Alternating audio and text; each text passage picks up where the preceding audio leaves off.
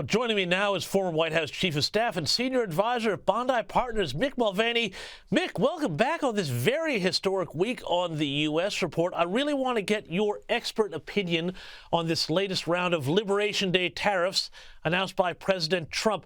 Are you surprised, Mick, at how hard Trump is going all in on the tariff regime? Yes and no, and let me explain. I'm not surprised at the language or the position that they take, at least the opening bid. But in the last 24 hours, we've heard a bunch of sort of mixed messages from the White House, and that surprises me. I thought they'd be a little bit more on the same page. Here's what I'm talking about.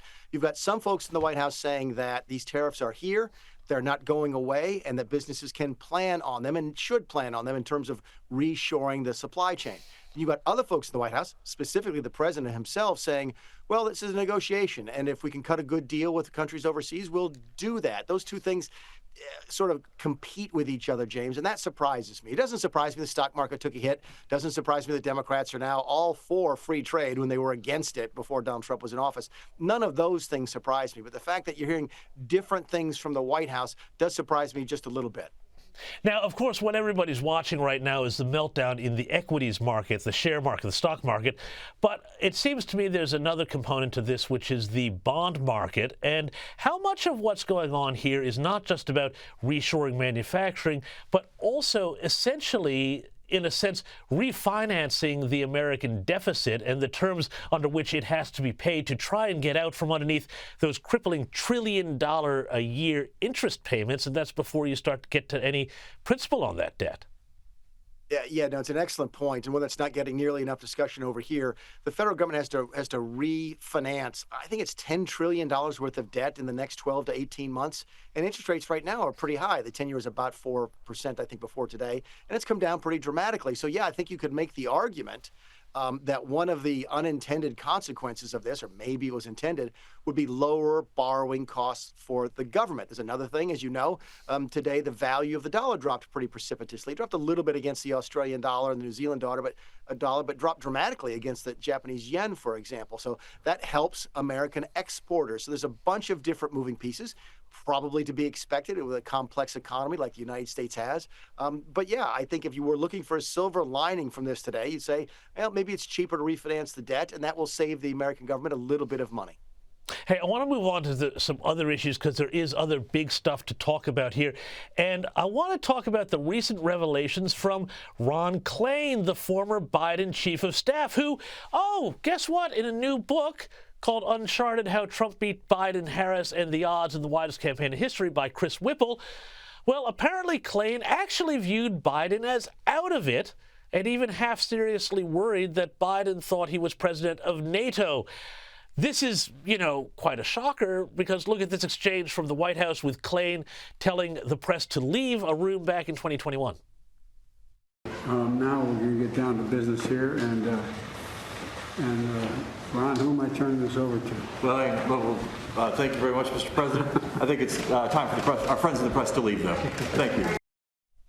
So Klain had in August, as recently as August, said that, Biden had been absolutely up to the job.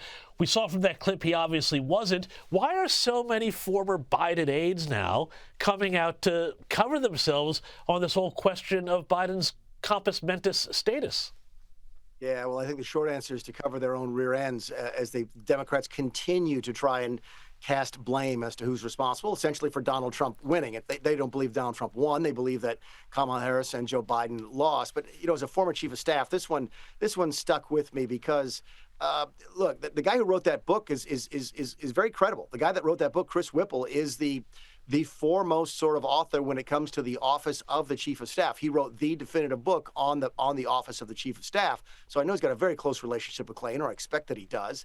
And for Klain to come out and say that is befuddling to me as a former chief of staff. Essentially what he says is, I'm admitting that I lied to you. I lied to everybody. I knew that he was out of it, and I lied to everybody. And that is a real problem when it comes to faith in government, faith in the institution and so forth, the credibility of that chief of staff's office. So, yeah, look, I know Ron a little bit. It's a very small group of people who've been chief of staff to a president. But for a chief of staff to come out and say the president wasn't there and I didn't do anything about it, in fact, I lied about it to the other extreme, is troubling. Well, it is troubling because it makes it feel like this is really, I've been called a conspiracy theorist. I was called a conspiracy theorist for so long, saying, oh, Joe Biden is just fine. You're just making up stuff. And now everybody has said, you were right. I mean, now it seems like when you start to do this, people will believe the most seemingly unlikely things, that are true, not just things that are true, like, Joe Biden was losing it. And look what the credibility of the media is. One thing I love about this show is you guys shoot it straight, and I've always appreciated that.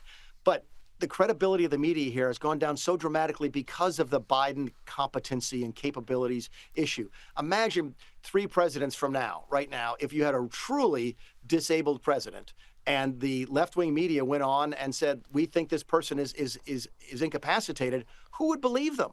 I mean, they were asleep at the wheel for several years. Going back, keep in mind, you and I first talked about this in October of 2022 when Joe Biden started asking for dead people at press conferences. Everybody knew about this, and there was a huge cover-up. And to have the chief of staff of the president come out and essentially say, yeah, we covered it up, and I lied to you about it, that's troubling.